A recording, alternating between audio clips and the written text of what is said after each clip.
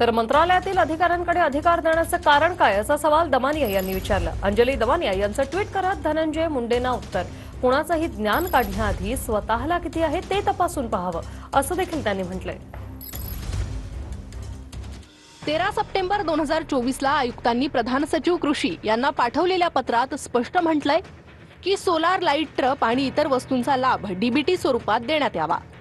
खरेदी करून वाटप करण्यात येऊ नये असे या कार्यालयाचे स्पष्ट मत आहे, असे आयुक्त कार्यालयाने सूचित केले होते।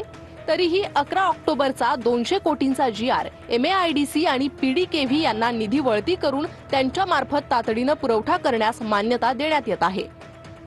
तसेच 8 ऑक्टोबरचा 500 कोटींचा थेट पुरवठा करण्यास मान्यता देण्यात येत आहे असे GR काढले।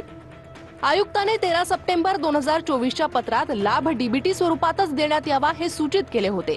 म्हणूनच आयुक्तांना या कार्यक्रमाचे नियंत्रण अधिकारी न करता सदर योजना राबवण्यासाठी उपसचिव कृषी यांना कार्यक्रमाचे कार्यान्वयन आणि संनियंत्रण करण्यासाठी प्राधिकृत करण्यात आले। तसेच अपर सचिव कृषी यांना आहरण आणि संवितरण अधिकारी प्राधिकृत करण्यात आले आणि या पुरवठ्याचे देयके उपसचिव कृषी यांच्याकडे थेट सादर करण्यात यावे असे नमूद आहे। असे अधिकार पहिल्यांदाच मंत्रालयातील अधिकाऱ्यांकडे देण्यात आले, या मागचं कारण काय?